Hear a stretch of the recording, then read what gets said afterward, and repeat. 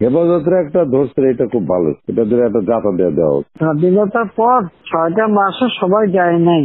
একটা যুদ্ধ বিধ্বস্ত দেশ একটা প্রদেশের রাষ্ট্র বানাচ্ছে, তার মধ্যে সমালোচনা লেখা শুরু হয়ে গেল আমার বাবা। তাহলে কি কি আশা করো? আমি কিছু আশা করি না। জি না, এটা আমরা তো দেখছি, ওই যে আব্বা যখন ডাইরেক্টর মিলিটারি অপারেশন ছিল সরাই দিল ওনারে, সরাই দেওয়ার পরে আপনি হয়তো এই কাহিনীটা জানেন না, ওনাকে ওই সময় সরাই দেওয়ার 3 মাস পরে, উনি তো ডাইরেক্টর মিলিটারি অপারেশন ছিলেন, ওনারা সরাই দেওয়ার পরে তারপর 3 মাস পরে এই যে হত্যা হলো, এই বঙ্গবন্ধু এবং ওই যে পরিবারের হত্যা হলো। আপনি এই কাহিনীটা জানেন কিনা? পরে আমাদেরকে নিয়ে এই ক্যান্টনমেন্ট থেকে আমাদেরকে তাড়াই দিল, তাড়াই দেওয়ার পর আব্বারে ধরে নিয়ে 1 বছর জেলে রাখলো। এই জিয়া রহমান ফাঁসি দিবে, ট্রায়াল করবে, এই অবস্থায় রাখলো 1 বছর। আর ওনারে আর্মিতে একটা লোক খালি ডিসমিস করছিল, এই সেনাবাহিনীর লোকরে, সেটা আব্বারে করছিল, আর কোন লোকরে ডিসমিস করে নাই। আব্বা ওয়াজ ডিসমিস মানে ফকির আর কি, রাস্তায় নামাই দিল, মানে কোনো পেনশন পাবে না, কোনো কিছু পাবে না, এত ক্ষোভ ছিল। তারপরে তো এটা তো 75 সালের কথা বলছি। আর আমাদের বাড়িতে এসে যে আর্মি ঢুকে মানে যে ভাঙচুর করছে, ওরা আব্বা তো বাসায় নাই, ওরা আম্মা ছিল, আমরা ছোট, আমরা না আমরা সামনে যাইতে পারবো না, দরজা খুলতে পারবো না। পরে সেই আর্মির সব ওই যে যারা সিপাহী বিপ্লব করছে ঘরের ভিতরে এসে, আমরা ঘরের পিছনে পালিয়েছিলাম, আমি আর আমার বোন। আমার মা তখন পরে মা ওই সামনে দরজা খুলছে, কই কর্নেল মালিক কই? বলে কর্নেল মালিক তো নাই বাসায়। মিথ্যা কথা বলতেছেন? বলে আইসা দেখো তাহলে। তারপরে তারা চলে গেছে। পরে আমরা ক্যান্টনমেন্ট থেকে পালিয়ে পরে 1 বছর পালিয়ে থাকলাম, ওই বিভিন্ন জায়গায় আমরা পালিয়ে থাকলাম। ওইটা প্রথমবার তো জেলে ঢুকায় রাখলো, তারপর থাকলাম পালিয়ে। এইরকম অনেক বার গেছে। তারপর আমাদের বাড়িতে এসে গুলি গালাজ করছে। ওই যে যেখানে খালেদা জিয়া থাকতো, আপনার যে বাড়িটা, ওই যে বাড়িটা ছিল, সেই বাড়িটা তো যে এখন আপনি এদেরকে দিচ্ছেন, ওই যে আর্মির সব যারা হত্যায়, হ্যাঁ, ওই বাড়ির উল্টা এখন থাকতাম। ওইখানে টিনের চালওয়ালা ঘর ছিল, ওয়াল করা ঘর ছিল তখন, ওই 73-74 সালে আর কি। তখন তো আমি ক্লাস 8-9-এ পড়ি ওই সময়। ওই হ্যাঁ না, ওখানে কতগুলি ওরকম ছিল।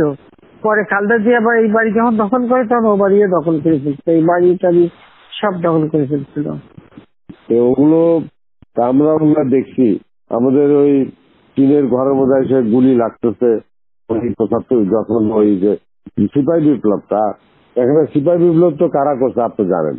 এই যে যারা এই যে জিয়া রহমান যার পর ফাঁসি দিল, কি নাম ওর, কর্নেল তাহের। কিন্তু এই কিন্তু সিপাহী বিপ্লবরা করছে, জাসদের লোকেরা এইসব করছে অনেক কিছুতে। তারা তো আবার আমাদের সাথে আছে, এরা তো জাসদের লোকেরাও এইসব মধ্যে ছিল। আমরা তো দেখতে পাই না ওই সময় তাদের ভিতরে কাহিনীগুলো।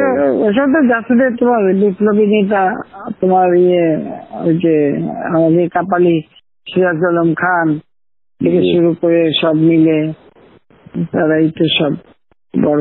ওই যে যারে ফাঁসি দিল, ওই কিন্তু জিয়া রহমান যে অ্যারেস্ট করছিল, ওই যে খালেদ মোশাররফ, তখন তো বাইর করছে তো তাহের, এবং আর্মির বিপ্লব ঘটাইছে, ইটি করছে, সিপাহী ভাই বা অফিসারদের অফিসে, এগুলো তো তাহেরই করছে। তাহের জিয়ারে বাইর করে তাদের রাষ্ট্রপতি হওয়ার সুযোগ করে দিচ্ছে, তাহের সে ফাঁসি দিচ্ছে। একদম জিয়া রহমান তো তার মানে কাজ হয়ে গেলে তার উড়াই দাও। তোমার তাহেরের বউরে ইনুরা, আমরা যখন 2009 সালে সরকার গঠন করলাম, তখন এমপি বানালো।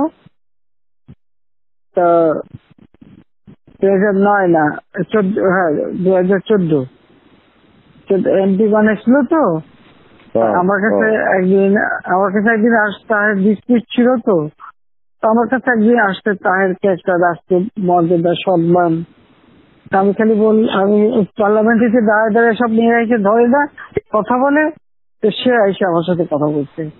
আমি খালি বললাম, শোনে আপনি স্পেশাল এমপি হচ্ছেন, ঠিক আছে, কিন্তু আমি তো ভুলে যাই কিভাবে যে আমার বাপের হত্যার সাথে আপনার সাথে জড়িত, আমার পুরো পরিবারের সাথে, এবং জিয়া রহমান নিয়ে ক্ষমতায় বসাচ্ছে। হ্যাঁ, জিয়া তারে ফাঁসি দিতে, তাকে আমার হাত থেকে তাকে আমার হাত দিয়ে আমি কি করে সম্মান দিই? একেবারে চুপ হয়ে আসতে চলে গেল, আর কোনোদিন আমার সঙ্গে কথা বলতে আসেনি।